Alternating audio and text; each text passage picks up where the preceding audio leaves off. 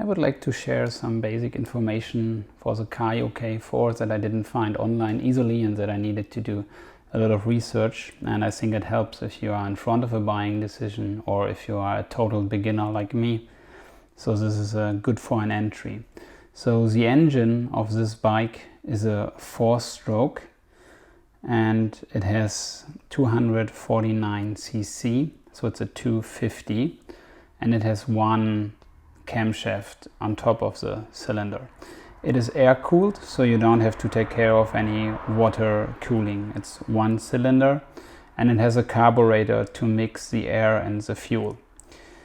It comes with an e-starter, so you don't have to kick it like with a starter, and the e-starter is on top of the steering.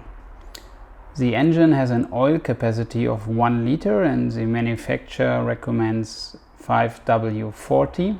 So if you want to do an oil change, if you want to prepare that, you need at least 1 liter of oil to be ready for it. And as far as I know till today, it does not have an oil filter. So you don't have to change an oil filter. However, there's an air filter I can show you.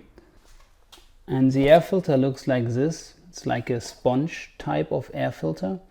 And it sits on this side of the bike. So there is the air filter compartment, it's in there, and it is covered by this panel, which you can easily get off because it is connected with 1, 2, 3 rubber mounts, and yeah, goes underneath here to be fixed somehow.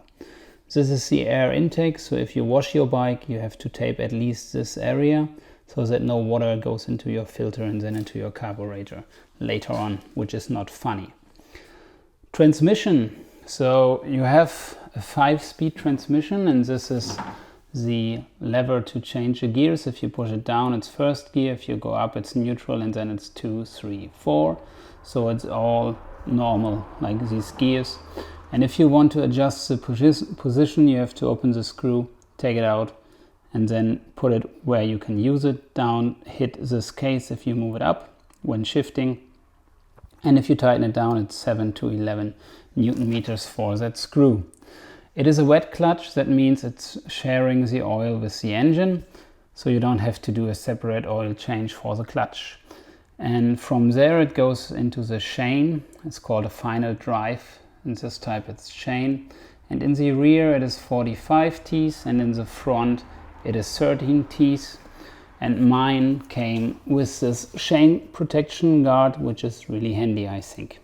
The chain itself is described at the 520H. I don't know what that means, but it is what the manufacturer writes. For the wheels, in the rear you have a 110 by 100, and it is mounted on a 2.15 by 18. So it's an 18-inch in the rear. And in the front you have a 80 by 100, and it is mounted on a 1.6 by 21 inch. So it's a big front wheel, which is useful for enduro. The brakes in the front, you have a 2-piston brake, but only 1 disc on one side, and it is 270 millimeters. The width of the disc is 4 millimeters, so there you can check if it is always enough meat left. The cable for the hose for the brake goes up all the way here and then over to the other side where your brake lever is positioned. And on the rear you have a 240 millimeter with 1 piston. The width is also 4 millimeters, and the hose goes only up here into a small loop and then into your foot brake, which is here. For the front suspension you have a fork which is upside down. That means that the lower ones are not standing, they are going into the upper ones. And you have adjustment on top for hard and soft, and you have 1 screw to let out the air. This is a spring fork, so air is building up over time and you have to open this to let the air out. And I do that before every ride. This adjustment for hard and soft has 18 clicks, so you can make it from soft to hard by adjusting this, and it is the same on the other side, so you have to do it on both sides because it is separate. On the rear they call it a nitrogen air pressure system. However, you have an adjustment up here, also 18 clicks for hard and soft, and then you have another adjustment all the way down here, also hard and soft, but this has only 3 clicks in my case. Some more facts: the tank, which is filled up here, is out of plastic and it has a capacity of 7.5 liters or 1.77 gallons, I think. And when I did a ride of 30 kilometers, it used 1.7 liters, but it is still running in, so I follow the instructions from the manual for running it in. You will find the manual in the description, so you can download it and do that yourself.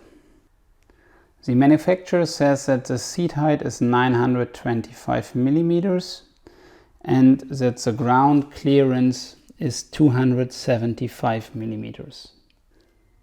The maximum load you should put on this bike is 120 kilograms, and the manufacturer claims a weight of 115 for the whole unit. However, the dealers always write 105, so maybe it is without lubricants. The version I bought is not road legal. It has no rear light, no license plate holder and nothing.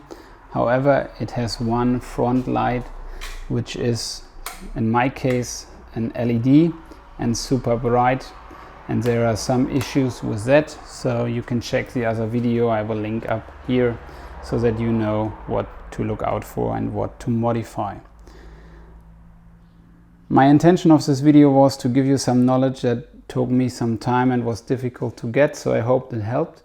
And if you have a Kayo K4 and if you want to buy one, watch the other video of the mods I recommend to do in the beginning. You don't need anything special for it, it's just to make your ride more safe, convenient and way more fun.